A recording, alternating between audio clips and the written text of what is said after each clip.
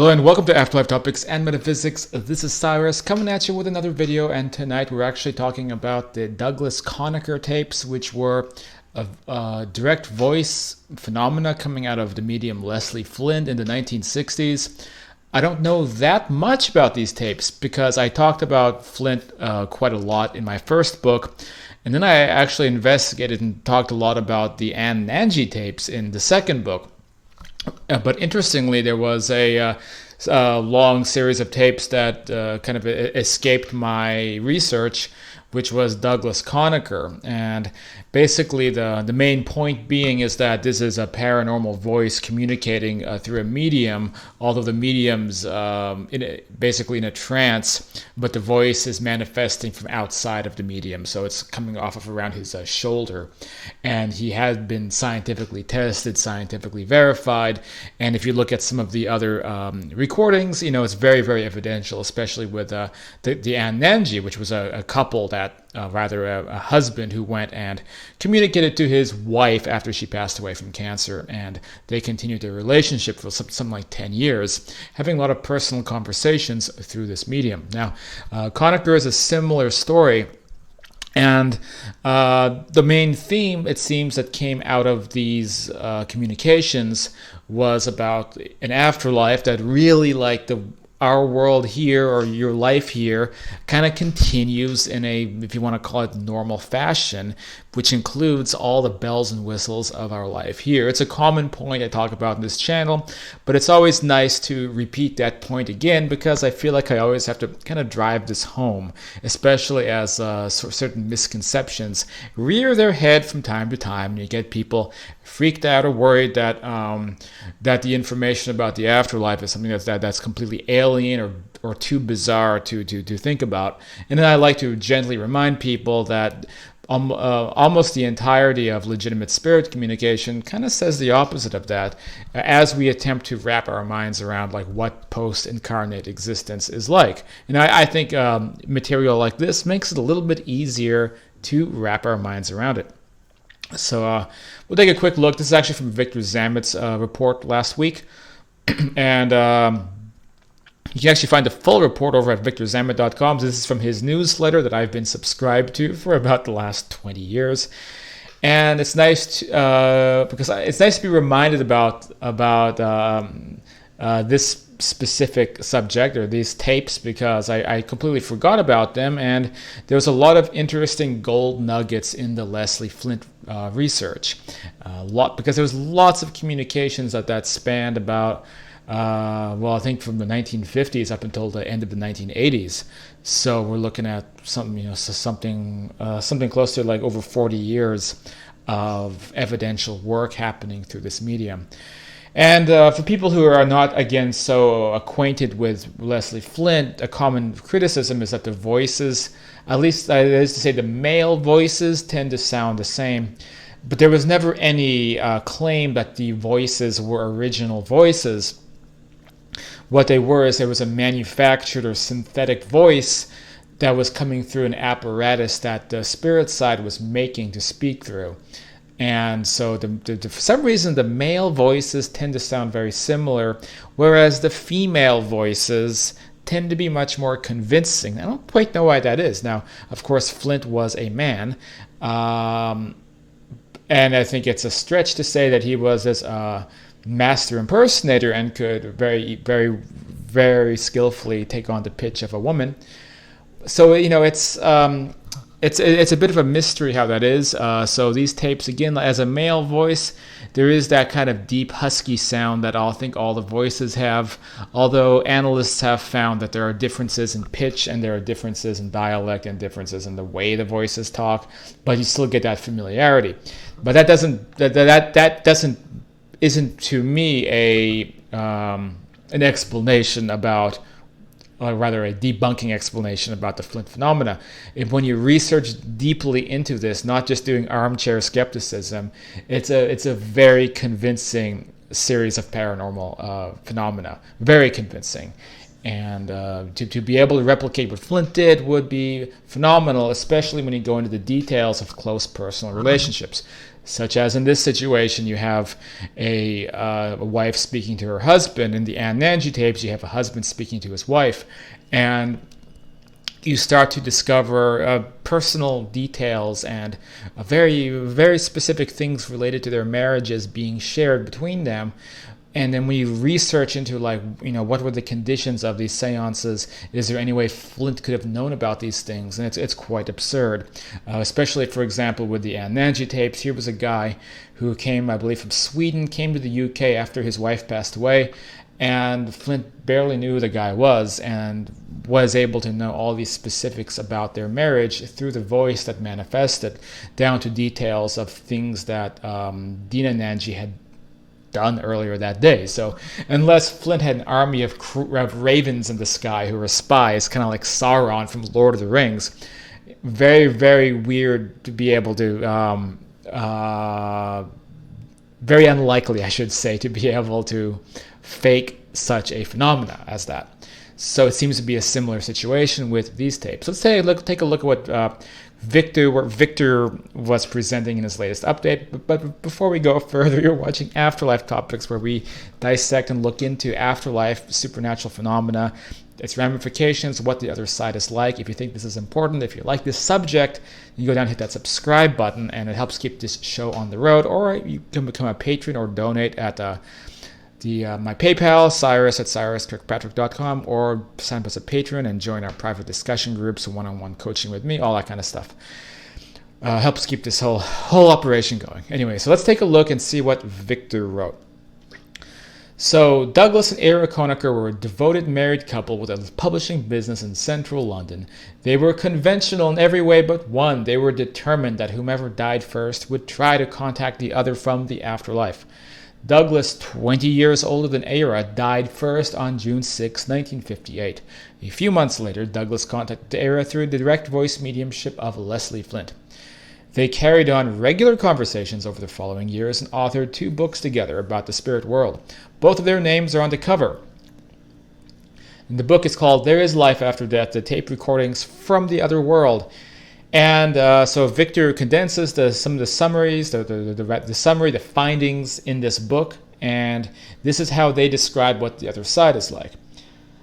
They say that there's hospitals in a reception area and conditions of newly arrived souls with architecture. I guess what they're saying is that newly arrived souls often end up in hospital-type conditions.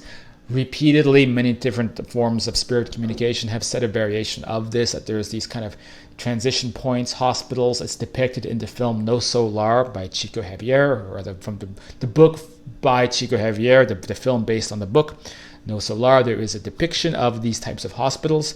It's been introduced to me before by also other mediums. Even the medium Deb, who I interviewed a couple videos back, described the same thing, said it was just like in No Solar.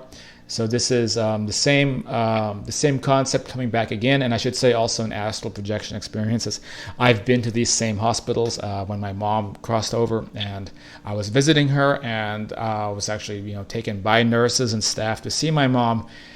She was having a bit of a rough time at it, but again, I remember being in these types of facilities before. So very, very consistent, as is the case with spirit communication literature. It's always very, very consistent.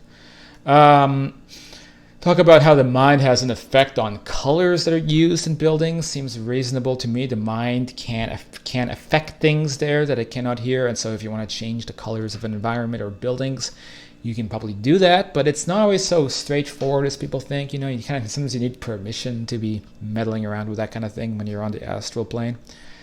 Talking about the soul's need to eat on lower spheres is genuine, but as they progress, they find food is no longer necessary. So this is always an interesting thing, especially those of us who do astral projection, when we find that everyone's eating and there's restaurants and all of that, and people say, well, this can't be an afterlife because now you're a non-physical being of light. You don't need to eat. But when you cross over, you're in it's like a copy and paste job of your physical body. That's what the astral body is. And a lot of people who don't know any better, they don't know that they can upgrade themselves, so to speak, on that side, will continue life just like here, sometimes even to a very detrimental area by believing that they're still mortal and they still have to eat 3 times a day, or else their physical body will actually, quote, die. Sometimes people who don't even realize what happened, they don't realize they crossed over, they end up still kind of stuck in those patterns. When you can kind of upgrade beyond those things, when you're not scared of mortality anymore, when you realize, when you're educated, then things like eating become more of a recreational activity or a hobby, as opposed to something people feel like they have to do, or they condition themselves to actually feel hungry or feel sick if they don't keep eating, just like this world. So they're basically, Conacher is confirming what I've discovered through astral trips about that type of thing happening. Conacher talks about how certain qualifications are still required, for example, to be a teacher just on Earth. Education, books, and school buildings are in the spirit world as well, and that again lines up with what Spirit has told me, what deceased family members have told me in my experiences, what I've read, and everything from different sources of spirit communication, mediums, even NDEs, variations of this. Also in relation to children that cross over here, end up on that side, end up still going to school, end up still learning things, needing qualifications ultimately to be an expert in certain fields. And so it makes you guys think about what your long-term career prospects should be. Does your job right now have a reasonable way that you could carry that over into a higher dimensional realm of existence someday? Something to maybe think about. They conclude the way of life mirrors life on Earth until one gradually becomes more developed and moves toward, quote, higher spheres. So this is just, to me, it's kind of like the laws of progress in the universe. I, for one, right now, if I crossed over tomorrow, I wouldn't have any interest in being in some higher, exalted, non-human sphere of existence, because I like the Earth, I like Earth culture, I like learning things, meeting people, and being part of this world and this culture. Now, give me about 1,000 years, and I don't know if I'm still going to feel that way. Just in our own lives, we are always improving and growing, and things change, and that's just kind of the way existence is, but it tends to happen on a gradual basis. And this is often, again, why I stress these Earth-like conditions for, to contemplate or research or talk about, because the average person wouldn't even have any interest or be able to cross over here and end up in some exalted, otherworldly, non-human dimension of, floating trapezoids and spheres, and multidimensionality and all of this. They don't have a conceptualization of that, and they don't want that.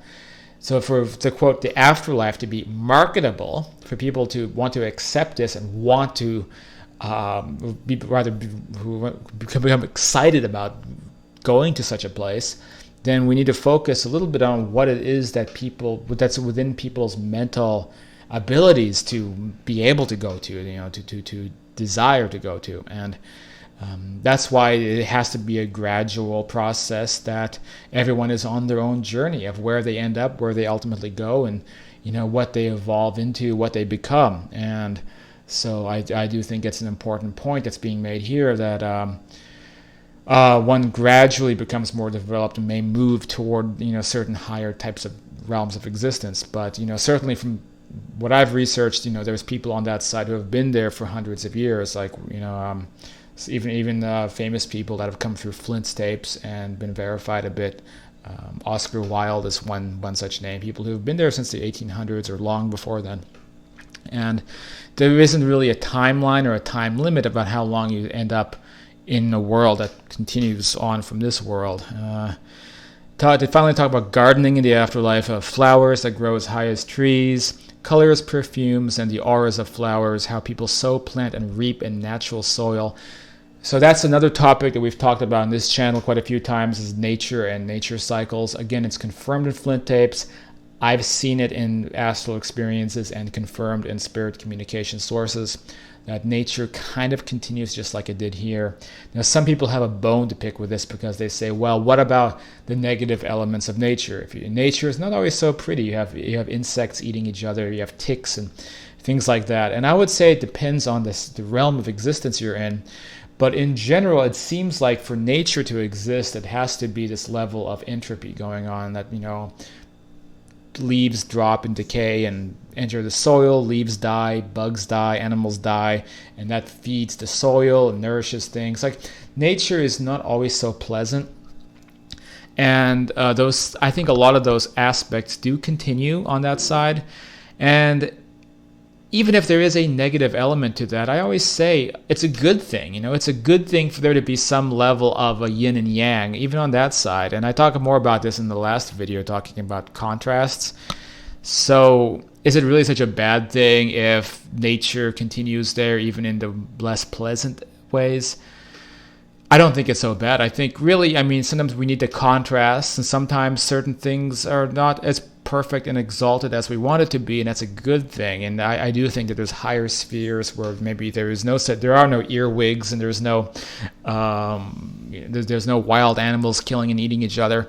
But in my experiences and some of my investigations, it seems like nature kind of has to go on in order to be nature. It has to be a replication of how nature operated here, and that, as has been explained to me by people on that side, including by my deceased brother, there are these sort of what we call like nature cycles, and so that the animals and insects are kind of on autopilot. They're part of this nature system, and it's not a big deal if an animal passes away. It just comes back again as its new form, and it just continues that system in order to keep nature kind of the way that that what we think of it. And it doesn't mean that it's a replication per se either, because as many have hypothesized, this world is more like a reflection of that world. So it's very much likely that nature as we enjoy it here existed and began even on that side, not necessarily vice versa. But what is exciting about nature on that side is, imagine every extinct animal and every beautiful thing that's been lost here continuing to exist in a much greater capacity on that side. So I think people who love nature have a lot to look forward to when it comes to the topic of an afterlife. So I do have a little bit of one of the tapes, the excerpt that Victor mentioned on the update, and let's take a listen. And if you're familiar with the Leslie Flint tapes, you might kind of have a general idea about what these sound like, but the content, the messages are what's important. Let's see if this comes up, if you guys can hear it. Yes, well, that's been very interesting. So this would be Conacher's wife speaking to Mr. Conacher, the gentleman who is coming through the ectoplasmic voice box. Remember, Flint is tied to a chair. Sometimes his mouth is even taped shut, and the voice box is coming off of his shoulder and kind of floating around the room, or attached to his shoulder. Voices are coming out of that into the room. Yeah, I have to. Are you coming again very soon? Well, I hope to. I think Leslie has booked me for about 2 weeks' I time. look forward to it very much. Yes. I wondered if you would tell me about if you've met any of the naturalists. You were so fond of natural history. Oh yes, I have. That would be interesting, wouldn't You it? must always remember that as we have a human life, we have a nature life, and we have birds, we have many of the animals that you associate with life on your side, and I do love color. Yes. So do I. Well, you know that. Full of color. Yes. Magnificent color. Yes. And many colors of which you have no knowledge existed. Yes. But sometime I must try and give you a more detailed description, but it is extremely difficult. I'm sorry I can't stay long, but ours are very good today. You've done very well, darling. Disappoint you. Very I'll well. give you all my happiness. I'll be here in 2 weeks, I hope. Bye-bye now. Goodbye. So that was one of the excerpts from a tape talking about, for one thing, nature, as well as colors existing there that don't exist here. Another, interesting concept that we've heard about before from other sources. So I guess the summary of this is that this is yet another of many, many, many reports and sources, basically describing the same thing, that we we kick the bucket here. Cardiac arrest, heart stops beating, brain shuts off. Our consciousness resumes in a parallel dimension, higher dimensional reality that is very much a continuation of our lives here, including even our bodies that copy and paste to that side. But now we're going to be in a free environment, not bound to disease and sickness and problems like we have here. Ability to explore and enjoy life in ways that we can only hint at on this realm of existence. And so I think it's a pretty nice way of looking at the other side. And again, there's many other sources. I was just speaking to a medium, again, a couple videos back. And by the way, there'll be an update about that soon because of the materialization experiment that I mentioned a couple videos back. But again, that was an excellent source describing that side, which lines up to this information.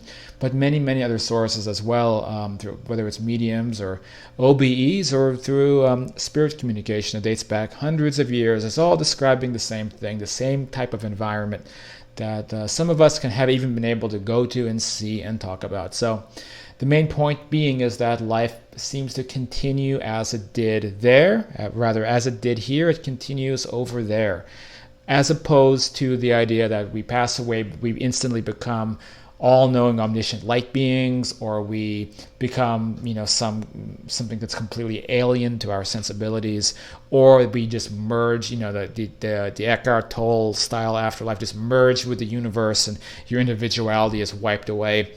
All of those ideas, for the most part, to me, are superstitious. The reality of what an afterlife is that it's a higher frequency, higher dimension of this existence. Just switch to that other frequency. Your consciousness is here, it's in your brain, but it is multidimensional. And so if your brain and your heart stops here, it simply switches to a different mode. And it's as simple as that. That's a big secret of this world. And that's what we talk about here. It's what I research. It's what I care about. And I try to bring this information to you guys to hopefully help some of y'all and introduce some of these concepts where it's needed, as I've been doing for a while on this channel. In fact, you can go back through many, now hundreds of videos on this channel where I talk about different elements of these major concepts. And you can go back to any of those videos at any time and pick the conversation back up. Every single video on this channel is an ongoing conversation that you can comment on and explore and research. And so all of that's available for you guys. Again, if you want to get involved, head to afterlifetopics.com, pick up a book like Understanding Life After DEATH or The Afterlife and Beyond. Also check out Awakened by Death. It's one of the books I helped publish together with Karen Swain back in 2017, 2018. And that's a really cool book as well. I highly recommend it. Lots of awesome stories from NDEs and personal transformations and things like that. And what else? Yeah, head to the Facebook group, get involved that way, work with me, do some coaching, sign up to the Patreon, get in touch with me personally, shoot me an email. All that's available down in the video description box. All right, hope this video was of some benefit to you, and I will see you guys on the next video.